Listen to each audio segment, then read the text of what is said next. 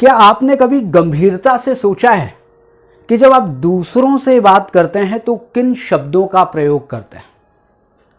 और इससे भी इंपॉर्टेंट यह है कि जब आप खुद से बात करते हैं तो किन शब्दों का प्रयोग करते हैं?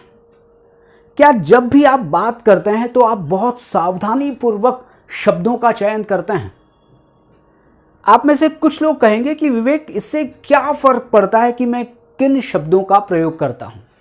मैं किसी भी तरह से बात कर सकता हूं, अपने आप से भी किसी तरह से बात कर सकता हूं और दूसरों से भी किसी भी तरह से बात कर सकता हूं। लेकिन समझना यह है कि आप जिन शब्दों का प्रयोग करते हैं, आप बार बार अपने आप से जिस तरह की बात करते हैं, उसी से आपकी पर्सनालिटी बनती है। आपको मैं एक इक्वेशन समझाता हूं और वो इक्वेशन शुरू होती है आपकी सोच से। आपकी सोच शब्दों का निर्माण करती है। आपके शब्द आपके बिलीफ सिस्टम का निर्माण करते हैं और आपके बिलीफ सिस्टम बनाते हैं आपके एक्शंस को, और आपके एक्शंस आपके आउटपुट को बनाते हैं। हम क्या करते हैं? हम ना सोच को चेंज करते हैं, ना ही अपने शब्द को चेंज करते हैं, केवल और केवल अपने आउटपुट को चेंज करने की कोशिश करते हैं। लेकिन यदि आज आपको अपने आउटपुट को चेंज करना है तो आपको शुरुआत से अपनी पारी खेलनी पड़ेगी। पहले आपको सोच बदलनी पड़ेगी। आपके सोच आपके शब्दों को बदलेंगे, आपके शब्द आपके बिलीफ सिस्टम को चेंज करेंगे, आपके बिलीफ सिस्टम आपके एक्शंस को चेंज करेगा और आपके एक्शंस आपके आउटपुट को चेंज करेंगे।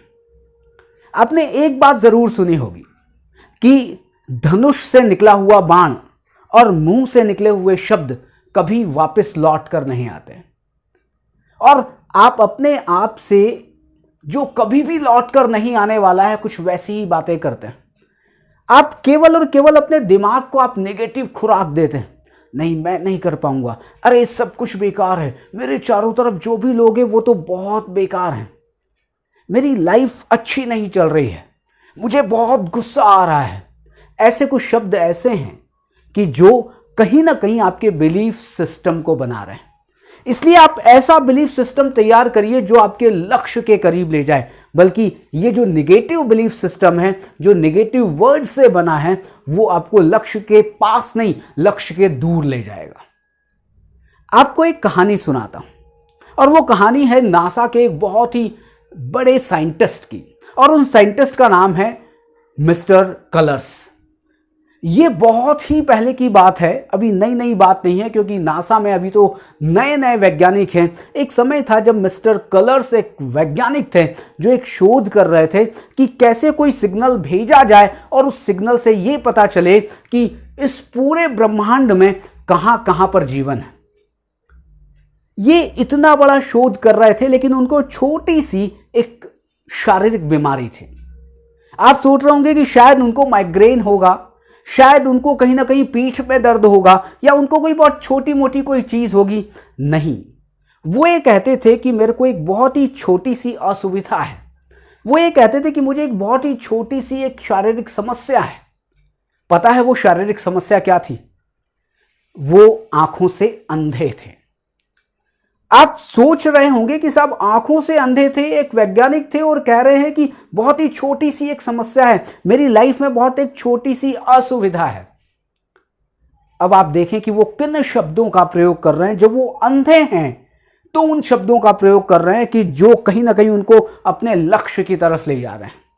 लेकिन आप और हम सब की आंखें हैं, हम सब देख सकते हैं, हम सब कुछ समझ सकते हैं, लेकिन फिर भी हम ऐसे निगेटिव शब्द अपने दिमाग को खुराक के रूप में देते हैं कि जो कहीं ना कहीं हमारी लाइफ में एक ऑब्स्टेकल होते हैं। एक बात ध्यान रखिएगा, आपके शब्द आपकी मानसिक दशा, आपके व्यवहार और आपके चरित्र को दर्शाते हैं।